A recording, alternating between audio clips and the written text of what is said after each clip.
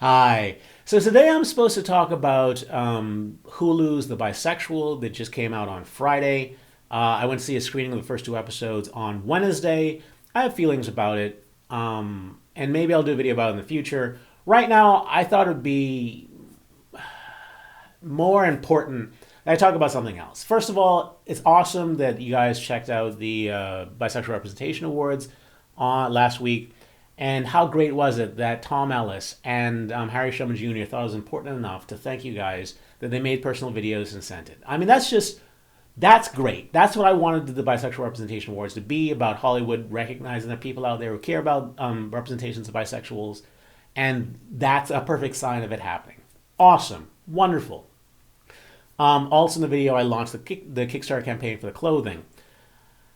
I'm going to talk more about that in a second. And I also mentioned that the Kickstarter campaign will determine whether or not there is a Bisexual Representation Awards next year, and also, how I will interact with the channel moving forward. Yeah, what they usually say. First of all, I'm going to thank everyone who did back the campaign. Honestly, thank you, sincerely. I mean, it means a tremendous amount to me that you guys want to support the campaign, want to support me.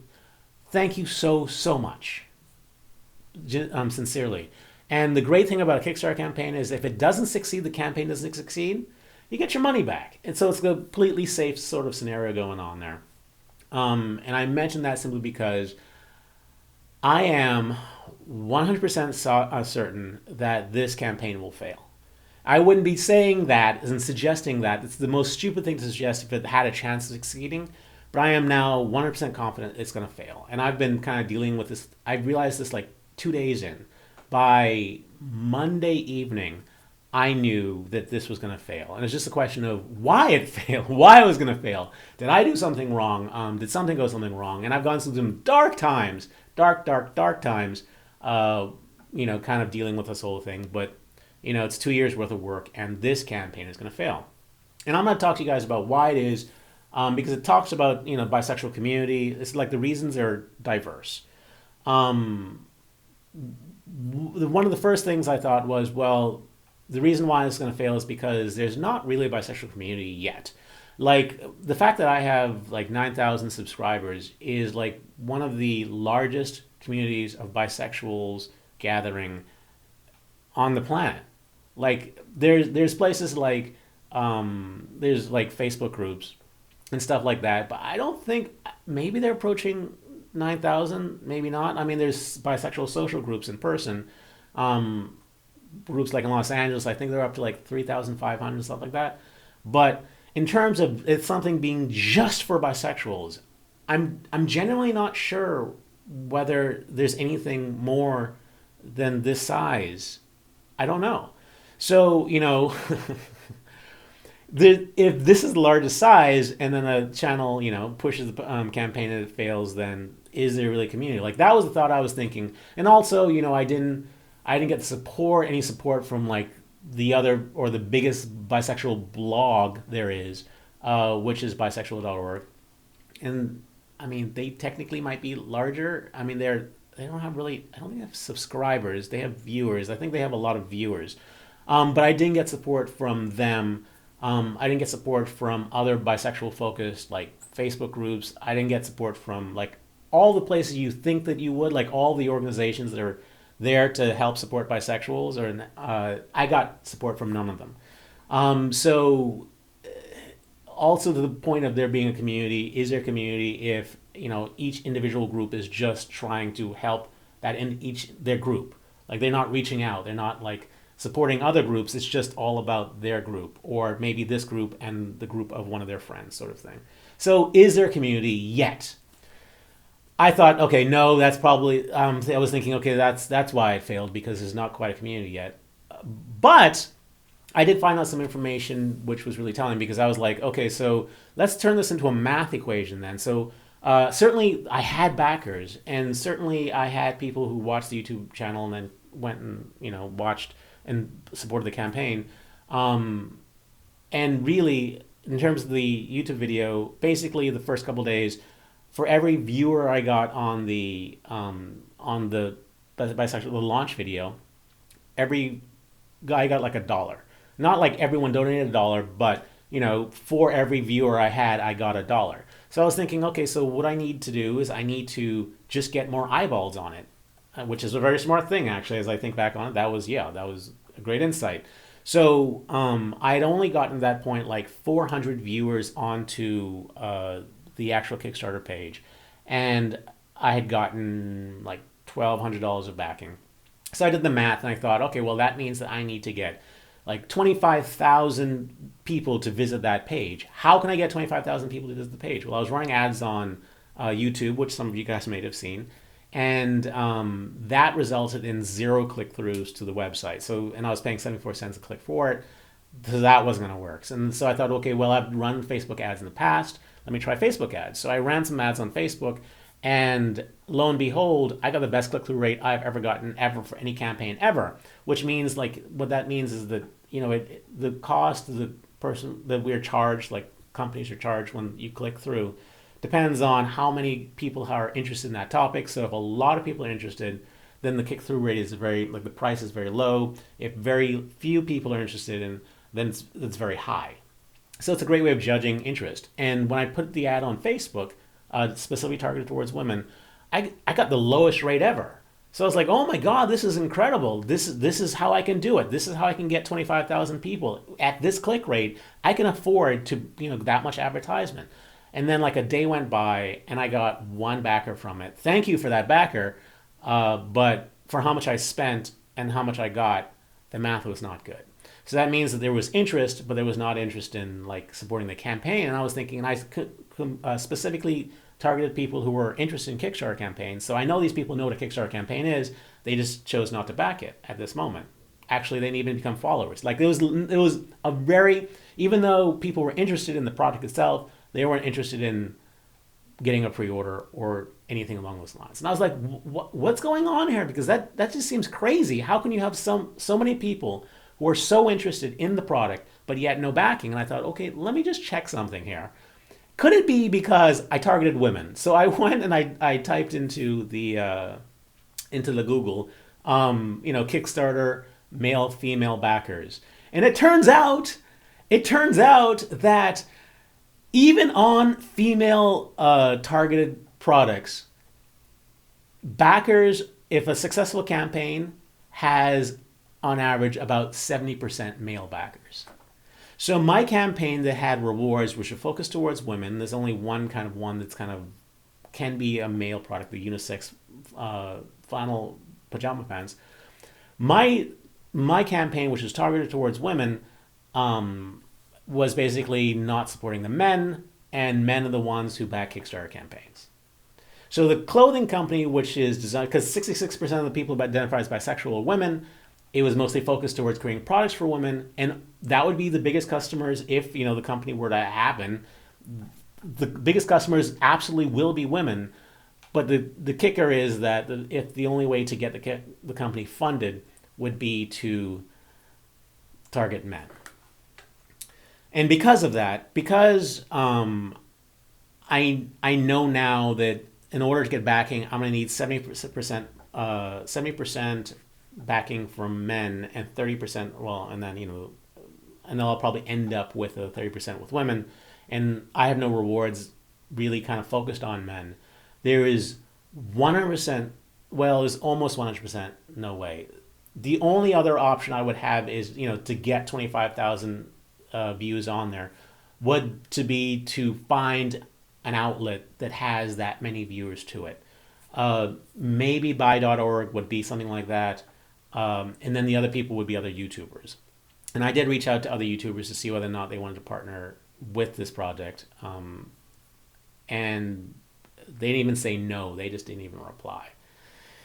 That was disappointing. But that's what happened. That's the case. I fault them. No, it's their choice. They could do whatever they want.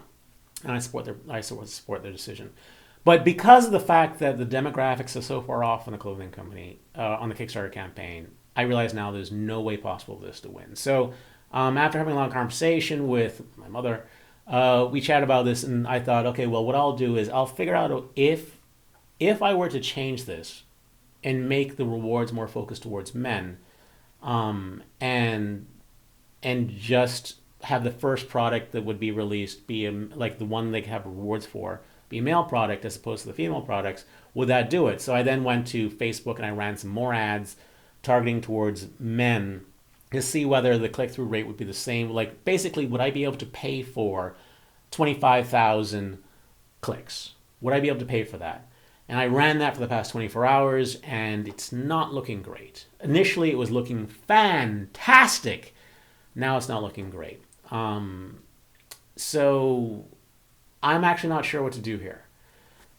And if you guys have any suggestions in terms of like anything, let me know. I'd be glad to listen to it. And here's the problem. This is my true dilemma. So what you guys don't know is a couple of weeks ago, I was in Japan. I came back. I was having problems with Amazon. 70% of my income comes from Amazon, selling books on Amazon. And I was having problems with Amazon. I was trying to resolve the things, and things just kept popping up. And ultimately, 3 weeks ago, I have over 300 books, over 100 and something books in English, and then 200 and something books in foreign languages, in 5 other languages. And 70% of my income came from Amazon. 3 weeks ago, or 2 weeks ago, Amazon deleted all of my books from Amazon. They deleted it. They deleted all of my books from Amazon, which meant that 70% of my income just went away, just disappeared overnight. And I've been dealing with that. So I've been dealing with, the same time my investor dropped out, 4 weeks ago. And then I was doing everything for the Bisexual Representation Awards. And then I was preparing the Kickstarter campaign. And then they deleted all of my books from Amazon. And then, I had to then figure out, okay, what am I going to do with the books? Like, how am I going to, my income, 70%. Like, I need to get back onto Amazon. And they banned me from Amazon. They banned me from publishing on Amazon. Like, my company, they banned my publishing company from publishing on Amazon. Long story, unjustified. Amazon is really horrible in a lot of ways. And a lot of authors will tell you that. But long story. Anyway, so I was dealing with all of that. And as I'm going through all of this and being like stressed out of my mind, I had to stop and think at one point, so why did this thing happen with Amazon? Not like the actual technical reason, but how could I take responsibility for it in some way, and what could I have done differently to make this not happen? And what I came to the conclusion of is that I am a person who always innovates. I always come up with ideas. I'll never stop doing that. I will always do that. And the only way I've been able to survive as an author this long is by continuously innovating. So I can't stop innovating. But the problem is that I had 300 titles and I keep innovating, innovating. And then, I try one thing. I've been doing this for 9 years, an author. So, 5 years ago, I tried one thing. Those books still exist. 4 years ago, 3 years ago, 2 years ago, I'm always trying different things. But the thing with Amazon, as opposed to like Google and Barnes & Noble and stuff, is that Amazon is constantly changing the rules on you. Like they are also innovating. And because they innovate, authors have to innovate. So we have to keep on doing this thing where, okay, you made these changes. Okay, so in order to survive, I have to make these changes. So we're constantly doing things like that. But the problem is that if they keep changing the rules on people, change the rules, and you are very prolific, that means that you have books from 9 years ago, you have books that you've innovated 9 years ago, 8 years ago, 7 years ago, 5 years. And essentially what happened was there was a book I wrote 3 years ago, which was fine when the time I wrote it, absolutely no problem at all with the time I wrote it. And then the year after that and the year after that, but they changed the rules recently. And I had forgotten the book existed. Why? Because I have 300 of them. So I had this book, this actually set of 3 books. They only found one of them. And then they said, there's something wrong with this. And then them being them, they don't tell you what's wrong with it. You have to guess. And I had politely asked them, and they said, I guess they just assumed I should know because I should just know their rules, even though they keep changing the rules. They're a horrible company to work with, a lot. But it's a necessary evil, especially when you're writing bisexual romance. Anyway, long story short, I figured out that the way I could have prevented this and not lose 70% of my income is if I didn't have so many things going on. Yeah. And what is the thing that is like, what consumes so much of my life? Like, the Bisexual Representation Awards is a one-off thing. The Kickstarter campaign is a one-off thing. The clothing company, however, the clothing company has been consuming my life for the past 2 years. It's cut down my production of books by half, and it only allows me so much time to actually work on the publishing business, the thing that was allowing me to make a living. So, if that doesn't happen, then I have more time there. But the thing that also is a large consumer of my time, but something that gives me great joy, is the making videos for this channel. And I have to stop and think and go, well, how could I not get myself in the situation that I was before? And honestly, how could I make more money doing the thing I used to do? The thing that I will be doing hopefully until I'm dead, would be writing books. And I know that, okay, so when I create these videos, my schedule is usually like throughout the week, I'm starting to think of what the video is going to be for Saturday or Sunday. It's always like my mind is never ever far about what's the next video. And usually by Friday, I take off. I stop working at about noon on Friday on anything publishing related or anything clothing related. And then I start working on the videos. If I've come up with an idea, I just kind of execute it. If I haven't come up with an idea, I have to spend some time thinking about what the idea is. And I will spend usually from Friday noonish to Saturday 1ish working on the video. So that's like the 24-hour period there. But it's also a lot of mental work beforehand, and then every so often there's events and stuff like that. But the truth is that this, as fulfilling as it is and as happy as I am to always hear from you guys, the truth is that if one had to make a list of priorities in one's life, one being me, I would go, well, the thing that gives me my income is the most important thing, and everything else is less important. And considering the fact that I've already lost 70% of my income because I haven't been focusing on the publishing company like I have, what decisions would I have to make in order to do that? Yeah, so here's the thing. I think I'm going to be making, first of all, okay, so if somehow, like, if you guys came up with a great suggestion for the clothing company and I was able to get backing for that, I would continue to make videos because the videos support the clothing company. That would be part of my job, and I can justify it. If I can't come up with an idea for the clothing company to kind of to rescue it, then that means that I need to focus on my books and publishing, which means that I need to remove distractions from my life, which means that I would start making much fewer videos, if any at all. And that's the reality of it. And when I started this channel, I always thought, okay, well, I'm gonna make videos for until I not run out of ideas, but I've talked about all the things I thought was important to talk about, and then it would just end. And that was always the plan. I wanted there to be resources on YouTube that people could look at and help them figure out whether or not they're bisexual. And I kept on finding new topics to talk about. I kept on finding new topics. Suddenly, they were starting to make TV shows with bisexual characters in it. And suddenly they were starting to make movies with bisexual characters in it. And all these various things. So I kept on going. But the truth is that I don't know whether or not I should continue. Not to the point of that you guys aren't interested in it. Yes, people subscribe to the channel every day. But more to the point of, I think it's starting to become detrimental to my life.